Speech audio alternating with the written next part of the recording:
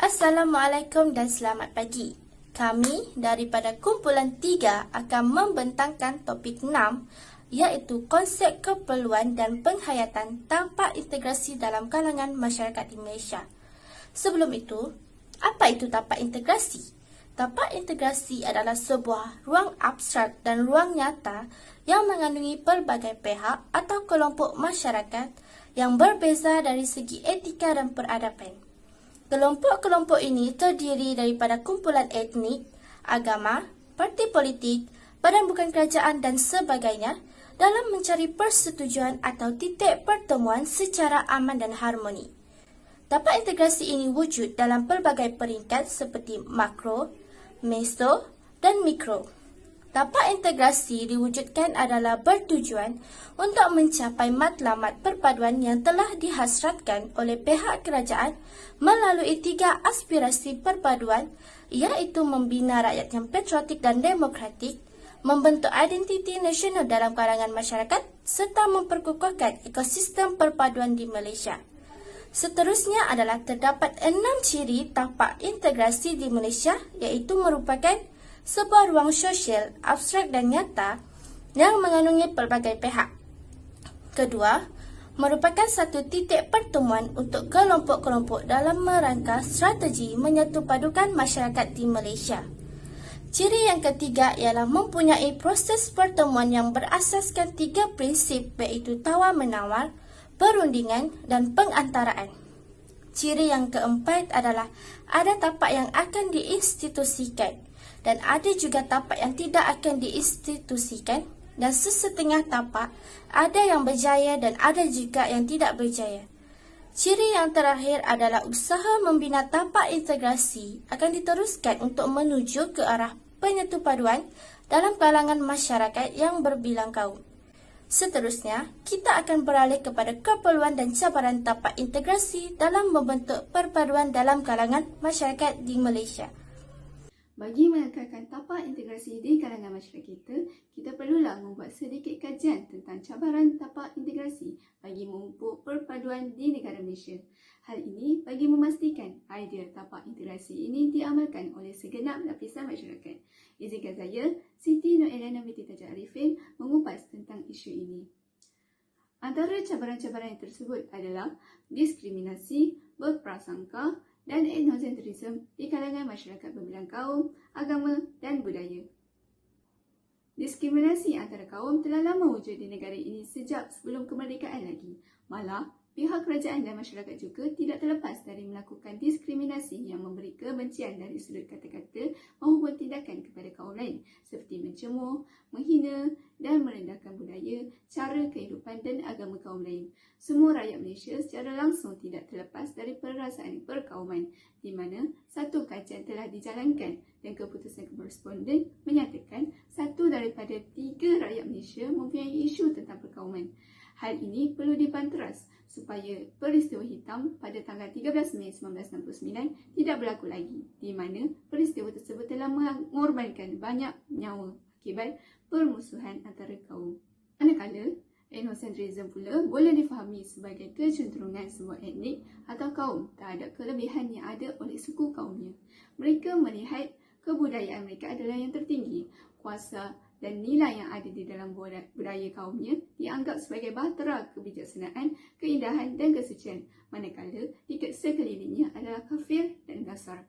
Fahaman ini mempengaruhi masyarakat Malaysia dalam mengekalkan perpaduan antara kaum, lebih-lebih lagi isu politik yang diketengahkan. Parti-parti politik akan bermain dengan perkauman bagi memelihara kaum yang sedia ada untuk sentiasa menyokong mereka dengan amalan etnosentrisme ini. Yang terakhir, amalan berprasangka antara kaum juga boleh melonggarkan tahap integrasi dalam perpaduan kerana pemikiran-pemikiran yang negatif ini terhadap sesuatu kaum akan membuahkan unsur buruk sangka dan kebencian yang boleh memberi penyakit hati seperti dengki dengan kejayaan bangsa lain, wujud rasa tidak percaya kepada bangsa lain dan bersikap buruk dalam bentuk layanan dan atau tidak mengendahkan langsung akan keperluan bangsa lain. Jika berlarutan, jiwa yang tidak tenteram ini akan mewujudkan sifat yang prejudis, malah boleh membahayakan keselamatan dan keharmonian hidup bermasyarakat yang berbina kaum. Rakyat Malaysia sangat terdedah dengan cabaran pemelihara tapak integrasi ini. Isu-isu perkauman yang selalu dipamerkan mestilah dimantara sebaik mungkin untuk mengelakkan sebarang pergaduhan dan kebencian, dan paling penting untuk memastikan peristiwa 13 Mei 1969 tidak berlaku lagi. Dipersilakan kepada pembentang seterusnya untuk mengupas langkah-langkah untuk menangani isu ini. Seterusnya, kita beralih pula kepada tahap-tahap integrasi yang terbahagi kepada 3, iaitu makro, perlembagaan, meso, badan bukan kerajaan atau dipanggil NGO, dan mikro yang mana melibatkan peranan rakyat. Dapat kita lihat pada tahap makro yang menerangkan tentang perlembagaan di Malaysia. Ianya adalah perlembagaan persekutuan yang menggariskan fasad negara, iaitu kedudukan raja berperlembagaan, Islam sebagai agama persekutuan, bahasa Melayu sebagai bahasa kebangsaan dan kedudukan istimewa orang Melayu serta Bumi Putra, Sabah dan Sarawak. Menurut Perkara 153, keistimewaan Melayu dan kepentingan sah komuniti lain telah ditekankan di dalam perlembagaan persekutuan di mana ianya akan menjamin keharmonian komuniti secara menyeluruh. Seterusnya, raja berperlembagaan menjadi simbol perpaduan, bahasa ibunda boleh dipelajari, agama lain boleh diamalkan dan keluhuran perlembagaan dalam prinsip rukun negara sebagai ejen penyatuan masyarakat berbilang kaum di negara ini. Selain itu, Perkara 8, perlembagaan persekutuan juga menjamin hak kesamarataan yang amat penting bagi mengelak berlakunya diskriminasi dan ketidakadilan kepada rakyat termasuklah dari segi agama, bangsa, keturunan dan jantina. Tidak dilupakan juga rukun negara yang telah diisytiharkan pada 31 Ogos 1970 susulan daripada peristiwa kerusuhan kaum pada 13 Mei 1969. Ianya mengandungi 5 prinsip iaitu kepercayaan kepada Tuhan, kesetiaan kepada raja dan negara, keluhuran perlembagaan, kedaulatan undang-undang serta kesopanan dan kesusilaan. Oleh itu, boleh disimpulkan bahawa perlembagaan merupakan kandungan asas persetujuan dan persefahaman antara pelbagai bangsa yang hidup di Malaysia bagi melahirkan negara yang aman dan sejahtera. Kemudian, slide selanjutnya menunjukkan pelan tindakan perpaduan dan integrasi nasional yang dilakukan oleh Jabatan Perpaduan Negara dan Integrasi Nasional.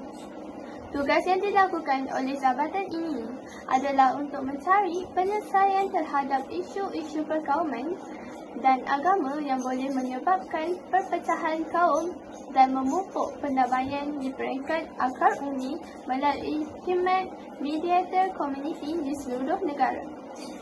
Mereka melakukan tugas dalam pelbagai kategori seperti pendidikan, agama, kebudayaan, media massa dan keselamatan. Sebagai contoh yang boleh kita lihat adalah pendidikan di mana terdapat pembinaan sekolah wawasan yang didirikan di kawasan ramai penduduk berbilang kaum. Ianya bertujuan untuk memindahkan atau mencantumkan 2 atau 3 buah sekolah dalam satu kawasan. Sama seperti nama yang diberi, sekolah wawasan. Boleh dikatakan konsep sekolah wawasan adalah sekolah rendah yang boleh mewujudkan persekitaran yang memberi peluang secara langsung kepada para pelajar dari pelbagai kaum bergaul dan berinteraksi dengan lebih bebas. Seterusnya, mereka juga mewujudkan pasukan pemantau isu-isu semasa mengenai perpaduan di media sosial.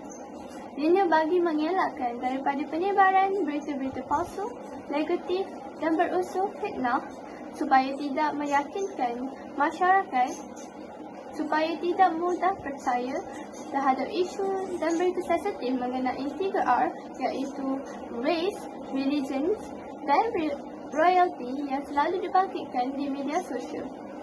Inisiatif ini tidak akan berhenti begitu saja. Ianya akan terus diperluaskan oleh Jabatan Perpaduan Negara dan Integrasi Nasional ke peringkat akal undi dengan membenarkan pelibatan rukun tetangga. Hai dan Assalamualaikum. Nama saya Muhammad Zikri bin Mazlun dengan nama kad pelajar 2020862-434 akan menyambung pembentangan seterusnya iaitu langkah-langkah yang diambil NGO dalam bahagian meso. NGO merupakan sebuah pertubuhan badan bukan kerajaan dan juga merupakan badan bebas yang tidak mempunyai sebarang ikatan dan menjadi wakil suara masyarakat demi memperjuangkan hak-hak masyarakat.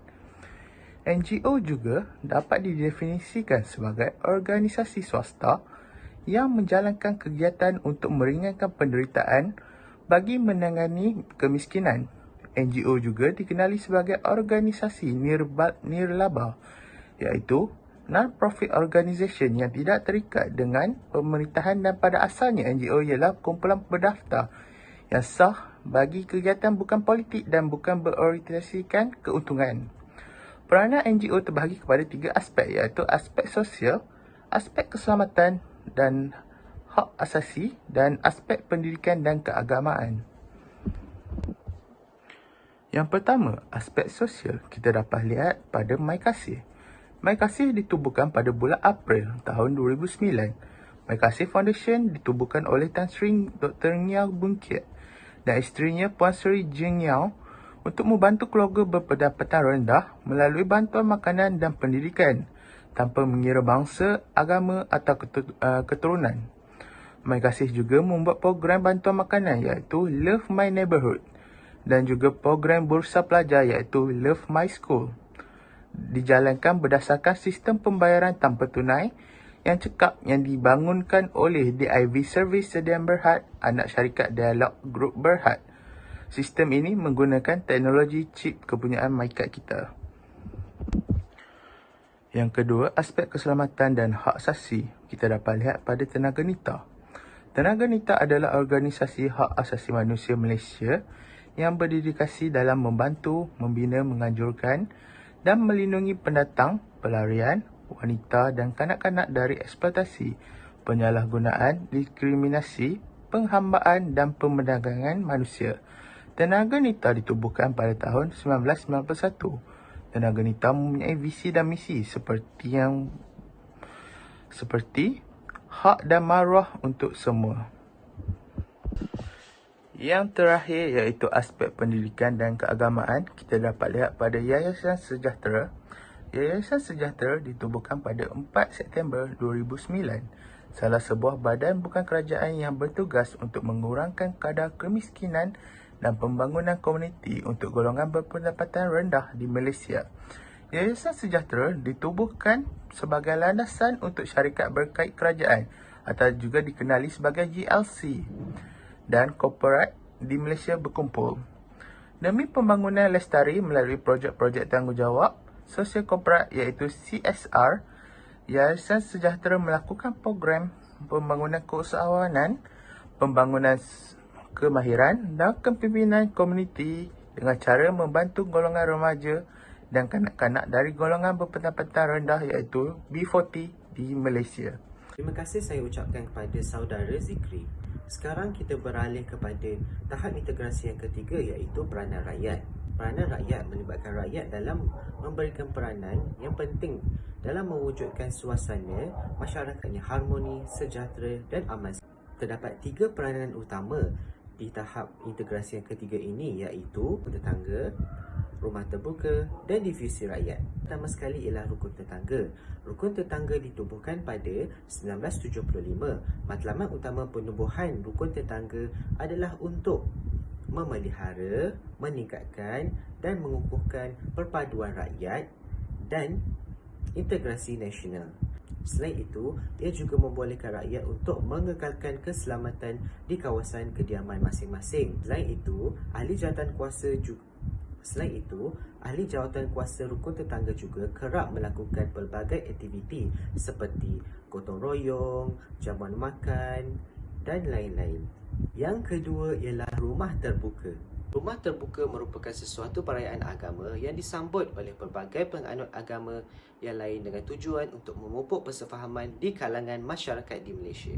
Selain itu, ia juga memberikan kefahaman kepada rakyat untuk berbaik-baik sesama manusia yang berbilang kaum, bangsa dan agama. Rumah terbuka juga tidak bertujuan untuk mengembangkan agama kepada agama yang lain, tetapi untuk membentuk persefahaman yang lebih tinggi yang boleh menyumbang kepada keamanan dan kesejahteraan negara. Yang terakhir ialah difusi budaya. Difusi merupakan penyebaran budaya dari seseorang individu kepada individu yang lain ataupun daripada satu masyarakat kepada satu masyarakat yang lain. Pada zaman dahulu, penyebaran budaya berlaku di Melaka melalui pedagang-pedagang secara sukarela. Namun begitu, di zaman yang moden, penyebaran berlaku dengan pantas apabila wujudnya sistem komunikasi yang lebih lengkap seperti sosial media, Instagram, Facebook, Twitter dan lain-lain. Perkara yang saya boleh konklusikan di sini adalah peradaban di Malaysia yang berkaum amalan wajar diketahui di kalangan masyarakat supaya tidak berlakunya sebarang anasi jahat, unsur kebencian yang boleh memurunkan hubungan antara masyarakat. Kita sebagai rakyat Malaysia juga perlu memastikan tapak integrasi Malaysia kekal terpelihara bagi memperoleh perpaduan yang padu dan harmoni. Kami menghargai segala masa yang anda luangkan untuk mendengar topik kami. Sekian, terima kasih.